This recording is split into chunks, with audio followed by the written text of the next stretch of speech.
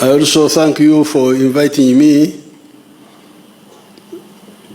for responding to the dinner which I organized, so that we come and we share some few points when you are here.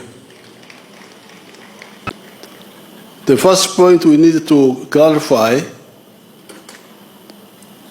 is that in the world, I think there are something like 190 countries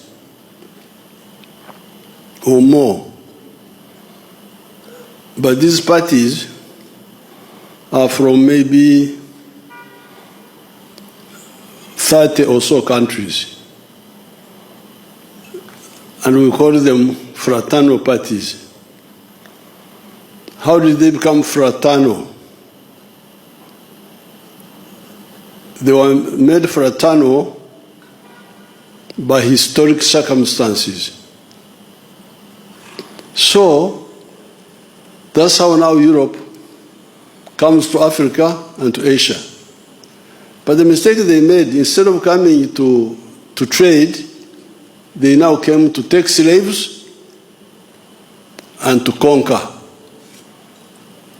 And to cut a long story short, by 1900, the whole of Africa had been colonized, except for Ethiopia.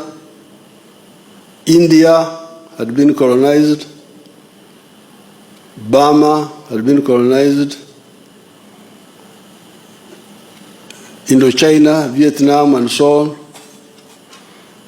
And even China was being attacked, had been attacked a number of times by the Western countries. Now, here, Africa was colonized because of the weaknesses of our chiefs and kings, who did not organize us well to defend ourselves. In some instances, African armies defeated the European armies, like the one called Tsetsuayo, the one of South Africa, defeated the British army in one of the battles called in Sandluana. But because of poor organization, the whole of Africa was colonized, except for Ethiopia, where the Ethiopians defeated the Italians in 1896. So by 1900, after 400 years of slave trade, Africa now was physically colonized. Therefore, all these liberation movements which came later were in the footsteps of the ANC. That's why we are fraternal parties, because we are all parties fighting for freedom, linked by history. So therefore, you have the three reasons that enabled us to regain our freedom. Reason number one, the African resistance here in Africa. The Asian resistance in Asia, in India, in Indochina. Then the solidarity of the socialist countries, of the communist countries, of the Soviet Union, of China, and later on of other countries like Cuba, like North Korea, they extended support. Then thirdly, the imperialist countries weakening themselves through the fratricide wars of the First and Second World War.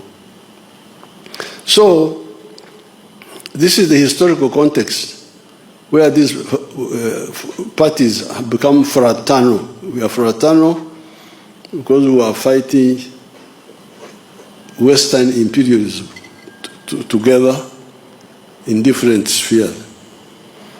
Now, what we should share is experiences. So therefore, for the parties to remain relevant, they must solve the problem of the socio-economic problems of the people. and security. Security is very crucial. You start with security, then you deal with infrastructure, but you must deal with wealth and jobs. Because if you don't do that, you are going to be in trouble. Now, finally, I see a lot of people who really mix up things. Today, I was calling myself a capitalist, but actually I'm not a capitalist, I'm a patriot. But I'm using capitalism to solve problems. But I also use socialism, I use both. Because the people have not had time to study these things, they really waste our time. So, this shallowness of saying either capitalist or socialist is wrong. Both of them can work if they are applied well. You have seen it work very well in China. China, they have used both the socialist model, but also the market economy principles. So therefore, I'm glad, that's why I actually came. I said, when they told me, some people were saying Todong should give the dinner, I said no. As a mobilizer, I can't miss this chance. When I hear all these young people there, I'll have to go there and try to infect them with the Pan-Africanist ideas we have been fighting for the last 1 century. Thank you very much. I wish you good luck.